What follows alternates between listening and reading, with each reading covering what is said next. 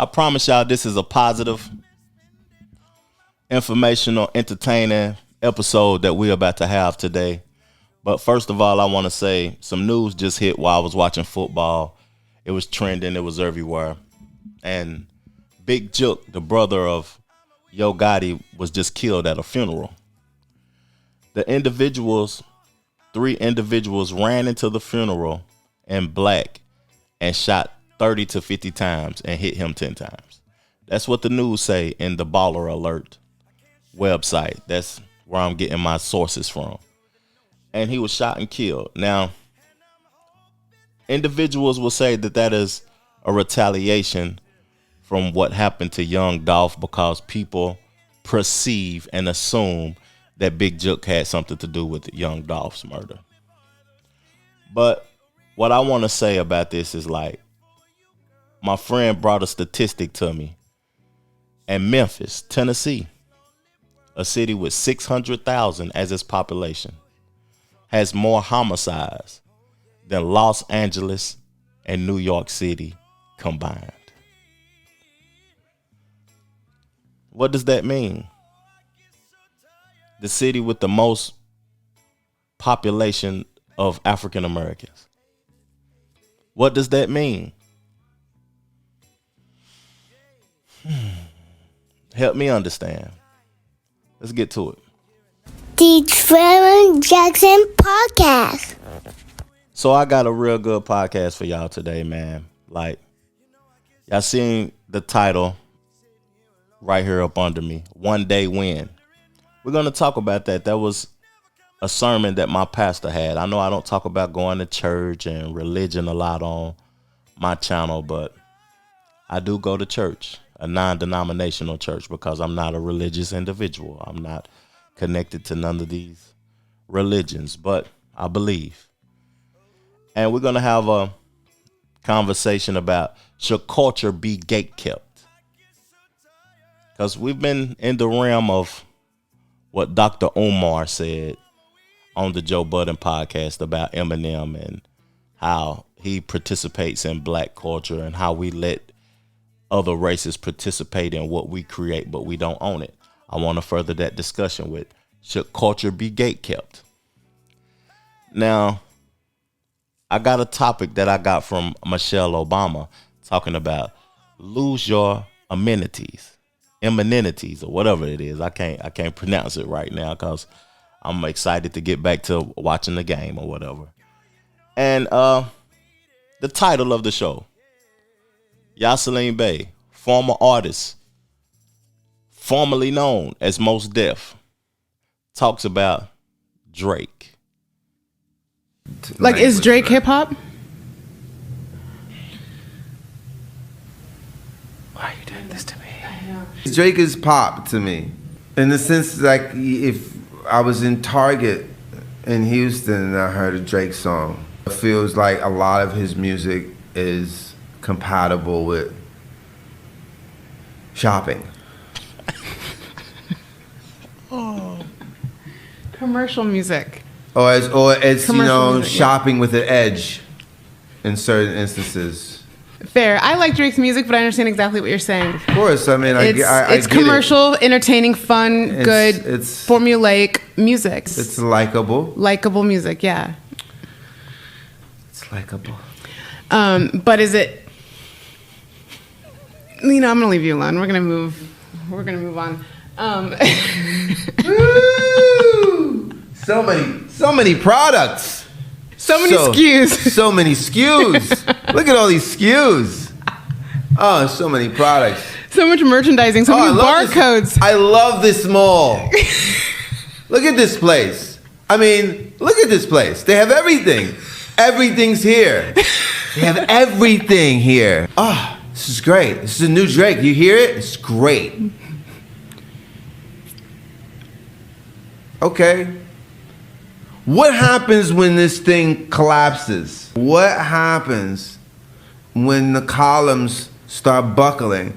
Are we not in some early stage of that at this present hour? Are we seeing like the collapse of the empire?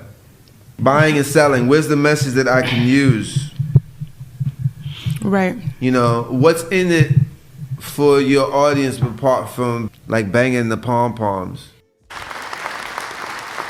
I have the definition pulled up on my phone, but I want to speak on what he said. Is Drake hip hop? I agree with Yasiin Bey.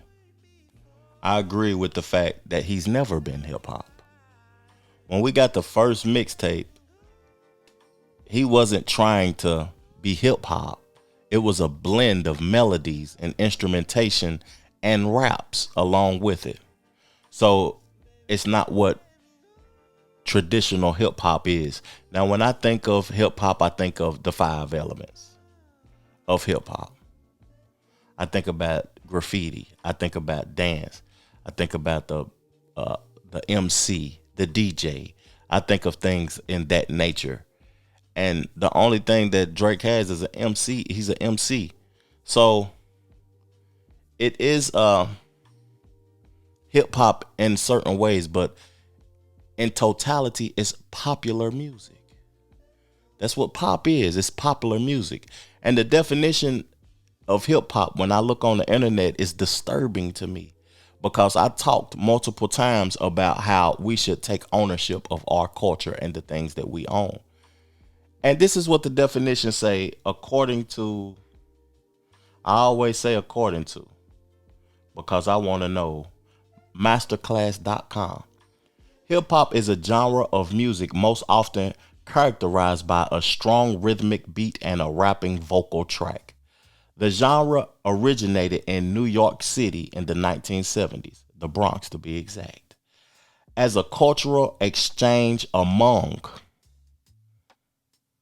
Black, Latino, and Caribbean youth, and has grown into one of the most consumed genres of music in the United States. What y'all think about that definition? Leave me something in the comment section. And do y'all agree with Yasiin Bey that Drake isn't hip hop? I do. I think it's pop music. But let me get on into the conversation about should culture be gatekept. Because I talked about ownership. I just read the definition to y'all. When people create things, think about this. Hold up now. If y'all create things that's successful, would you gatekeep it? Would you want the proceeds, the ownership of it, to where if it, no matter how popular it becomes, you're going to be the one to profit off of it? Should what you create be gatekept? She's a pretty Asian lady, and because she talks like she's black, cornbread, or she uses a black accent, you have to then make her famous in a very specific way. What we have to stay away from, to me, is romanticizing non-black people who we think are good at doing black things. Number 2 is, of course, culture should be gatekept. Culture, by definition, is gatekeeping. It's a set of things that one group of people do for some reason. Well, let's just take black culture. Most of the things that we do in black culture, they've come from the cultural ingenuity of people that have made do with less. So for us, our survival mechanism and our mechanism for an American identity can't be just done by somebody else for fun. There has to at least be a conversation about why we do it and why you're doing it. And by the way, everyone feels that way about their culture. I got the definitions for y'all today for some reason, because I was like, let me see what the definition, this is from Wikipedia, of black culture. So black culture in the American English refers to the cultural expressions of African Americans, either as part of or distinct from mainstream American culture. African American culture has been influential on America and global worldwide culture as a whole. So if it's defined as black culture, why can't black people be the owners of their culture? Because we sell what we create. We don't own what we create. And it'll probably be an individual listening to this and be like, so Why y'all gotta own what y'all create? Y'all own, like, other races own what they create. Why can't we own what we create and just keep it? Is it because we want to be accepted by mainstream society? Is it because we are trying to come up and we or do anything to be a part of society? I don't see nothing wrong with gatekeeping what you create, no matter what race you are. I'm gonna gatekeep what I create. Couldn't nobody give me $1 million or $100 million for what I create? I can't let you own what I created. If it's popular or not, that's just me. At the end of the day, I don't have to sell myself to be a part of society. I'm gonna play a record off of my album, man. It Was All a Dream. And then we're gonna continue the conversation, man. Let's go. If I had to do it all over again, I wouldn't change nothing. If I had to do it all over again, I wouldn't change nothing. If I had to do it all over again, I wouldn't change nothing. I had to get me something. I came up from nothing. If I had to do it all over again, I wouldn't change nothing. If I had to do it all over again, I wouldn't change nothing. If I had to do it all over again, I wouldn't change nothing. I had to get me something. I came up from nothing.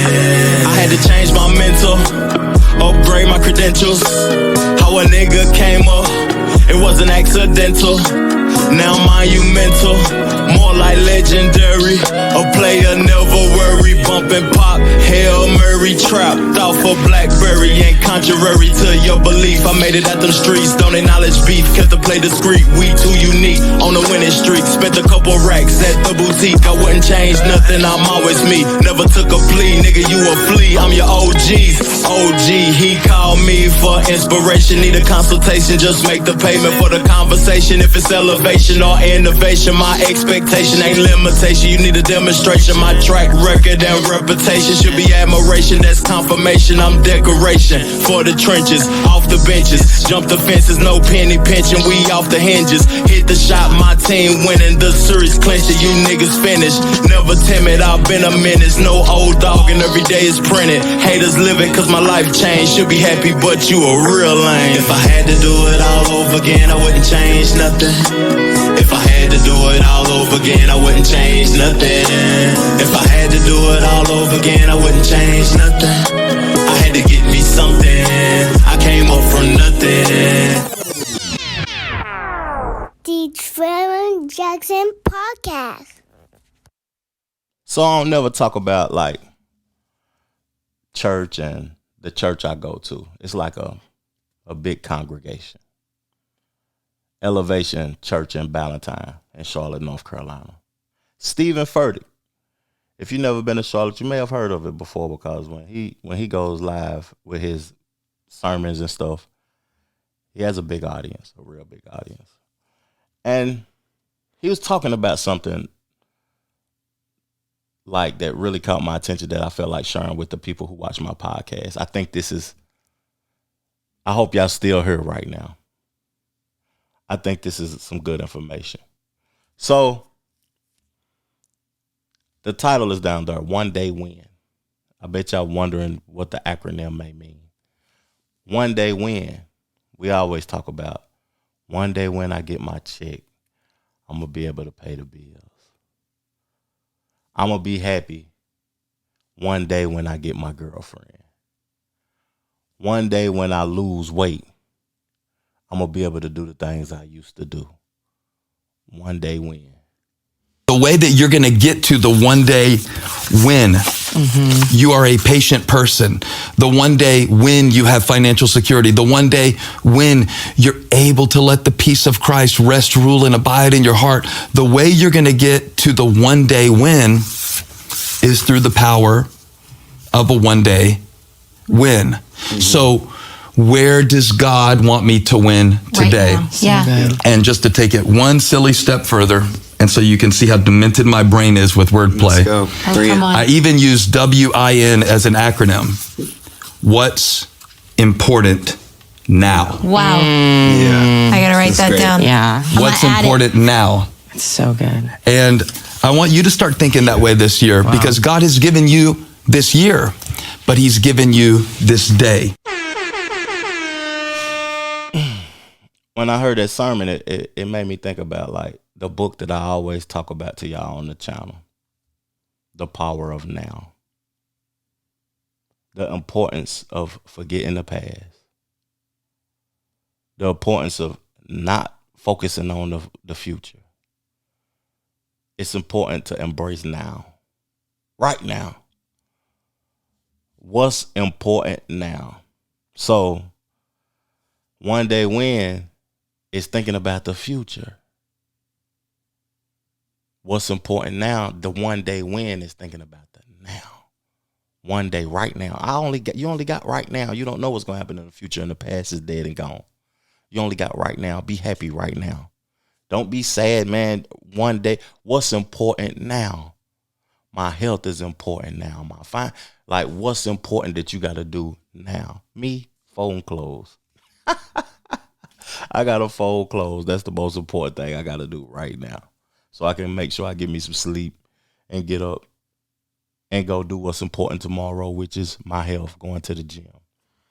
Hey, man, I hope that was some game to y'all, man, because to me, the knowledge and the importance of knowing that all you have is now may be one of the most important things that you should learn, because that changed my life. Every time I heard somebody talking about the moment, it grasped my attention, because now is all you have. I'm going to play this clip by Michelle Obama, and we're going to converse about it. Then I'm going to get up off this thing, man. I appreciate y'all for tuning in, man. Let's get to it.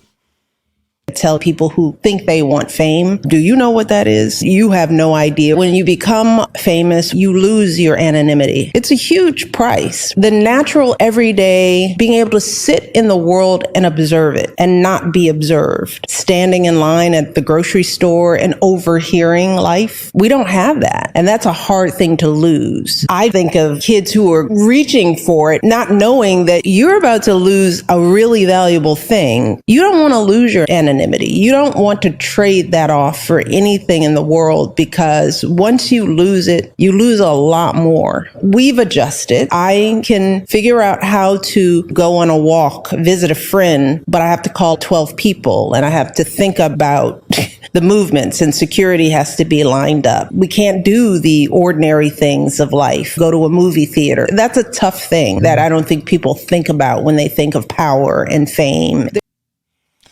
Like, I could be taking this the wrong way, my thoughts about it, but I could be thinking about it the right way. Her and Obama, they just recently produced that movie that I reviewed on the channel. What's the title of that movie? The Netflix special. And it's kind of like a end of the world movie or whatever, though, but lose your amenities. To me, addiction is what comes to my mind. Being addicted to anything can hurt you because you can lose it. You can become famous and not go to the grocery store no more. You can be poor and not be able to get nothing out the grocery store. Obama talks about on podcasts how he doesn't drive. He can't even drive no more because people drive him around, and how he would love to just be able to drive down the street. Being addicted to things is ridiculous. Like, they don't have to fix your roads. People complain about the roads being raggedy. They don't have to fix your roads. It's small things, man. Me being able to do this podcast is therapeutic for me, because the things that I care about, I try to convey them to y'all and see if some people take them as informational things or combat the things that I say, like electricity, sanitation, clean water. Don't lose your amenities, man. And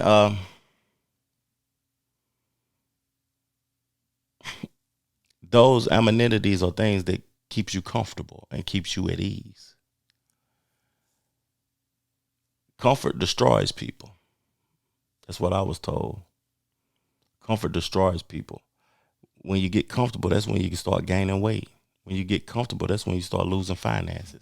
When you get comfortable, things change in your life. It's 3 things that I talked about in this podcast that I want y'all to take from it. And I'm about her. One day win, the power of now. Embrace right now. Culture should be gatekept. Because you should be able to own the things that you created.